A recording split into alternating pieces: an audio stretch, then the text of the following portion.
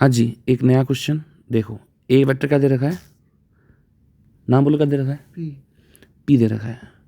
दूसरा दे रखा है क्यू और उसका रिजल्टेंट है P vector plus Q vector equals to R. उसने बोला है कि अब पी वेक्टर में इस तरह से क्यू को ट्वाइस किया सो दैट उनका रिजल्टेंट, ये बोला ना उसने, नया वाला R1 बोल दो, वो है सब परपेंडिकुलर आ गया पी के, यही बोला है। तो यदि मैं यहाँ से इसको राइट एंगल ट्राइंगल बनाने की कोशिश करूँ तो आई थिंक पी वेक्टर के अंदर यदि आप 2Q वेक्टर जोड़ दोगे तो R1 वेक्टर आ जाएगा। तो ये बोला है इसने P vector plus 2Q vector equals to R1 vector. पूछा क्या है बताओ, आर का मान क्या होगा? दैट मीन R का मैग्नीट्यूड पूछा है आपसे। ऑप्शंस बोलिए, पी स्क्वायर मतलब in terms of P and Q, ठीक है ना। तो लिखता हूँ यहाँ पर in terms of P and Q आपको आंसर बोला है। अब अगर मैं डायरेक्ट कर लेते, यदि एंगल दे रखा होता पी और क्यू के बीच में, ये एंगल के बारे में कोई बात नहीं की गई है, इसके बारे में कुछ मालूम नहीं है, ठीक है। तो अदरवाइज आंसर आता पी अंडर में P square plus Q square plus 2PQ cos theta. अब क्या करें, तो ध्यान से देखो, यहाँ यदि मैं इसका मिड पॉइंट निकालूं और इसको यहाँ से मिला दूं तो ध्यान से ये आधा तो हो जाएगा क्यू वेक्टर, एम आई राइट। तो ये P हो गया, ये Q हो गया, तो ये हो जाएगा P vector plus Q vector, that mean R vector. दिख गया।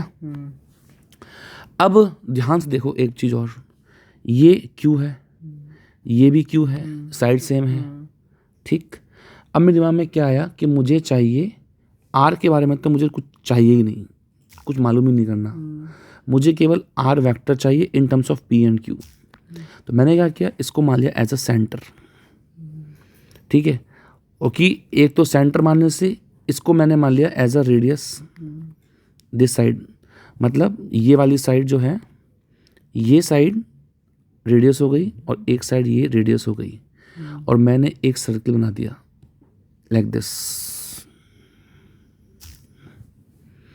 बताओ अब ये 2Q वेक्टर आपको क्या दिख रहा है, उस सर्किल का डायमीटर। क्यों दिख रहा है, क्योंकि आपने एक चीज नोटिस करी, ये 90 डिग्री है, ये सर्कम सेंटर है। सर्कम सेंटर नहीं है, सेंटर है सर्किल का, ठीक है। ओके, एक चीज़ और देखिए कि अब ये जो पॉइंट है ना, ये पेरीफेरी पे आ गया और 90 एंगल बन रहा है। डायामीटर के एंड से पेरीफेरी पे बनाया गया ट्रायंगल हमेशा राइट एंगल ट्रायंगल होता है। तो दो हिंट थी मेरे पास, तो एक ये रेडियस हो गई, एक ये रेडियस हो गई। क्या ये साइड भी रेडियस नहीं हो जाएगी, दिस वन, दिस वन, ये भी तो रेडियस हो गई। दैट मीन ये साइड और ये साइड इक्वल है, मतलब क्या हो गया answer, R equals to Q। Check करो, क्यों आंसर इसका ये है बिना किसी मैथमेटिकल या एनालिटिकल सॉल्यूशन के, इसको बोलते हैं ग्राफिकल सॉल्यूशन। जिसको ट्रायंगल की प्रॉपर्टीज आती हैं, जिसको सर्किल की प्रॉपर्टीज आती हैं, उसका तुरंत कर सकता हूँ। वरना ज़्यादातर देखो टीचर्स कैसे करवाते हैं, मैं बताता हूँ आपको। ज़्यादा टीचर करवाएंगे ऐसे खेलेंगे, देखो बच्चों ये 90 है, 90 मतलब फिर वो निकालेंगे tan अल्फा या tan 90 डिग्री, राइट। और वो कौन सा फॉर्म लगाएंगे,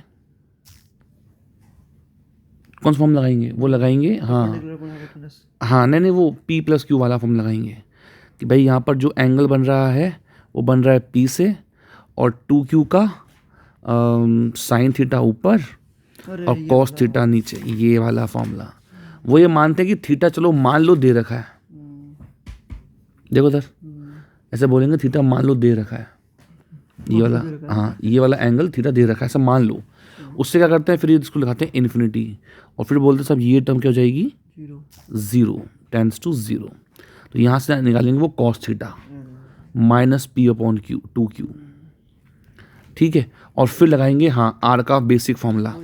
वो बच्चों को लगता है ये वाला इजी, जबकि अभी कितना बच्चा सोचेगा इसके अंदर, ठीक है, उसमें भी सोच रहा है। तो ये चीज़ें हैं, सोचने की बातें, देखने का नज़रिया है। तो ये लो P square Q square plus 2PQ cos theta की value minus P upon 2Q, 2Q से 2Q कट गया, माइनस P स्क्वायर से P स्क्वायर कट गया, Q स्क्वायर का अंडर रूट Q हो जाएगा। ये भी तरीका है, ऐसे बताया था हमारे इसमें। ऐसे बताया होगा। मैं बता रहा हूँ आपको ये क्या कर रहा है भैया, क्या कर रहा है? मैंने कहा क्यों मान लो। हाँ, अब ये जो तरीका मैं बता रहा हूँ ना आपको, ये वाला, ये सही है भाई साहब। दिस वन, ये आपको बताएंगे ही नहीं कोई टीचर, मुझसे पूछ लो ना, क्योंकि जिसकी मैथ्स स्ट्रांग होगी बस वही बता सकता है। मेरे को आता है ये तरीका। हाँ, ये तरीका है। ठीक है बच्चों, आप लोग भी इसी क्वेश्चन को ऐसे ही अटेम्प्ट कीजिएगा। इसका एक मेथड और है, बट मैं अभी आपको इतना ही रखता हूँ। हाँ, ज़्यादा कंफ्यूज होने की ज़रूरत है भी नहीं, सबसे बेस्ट तरीका ये है।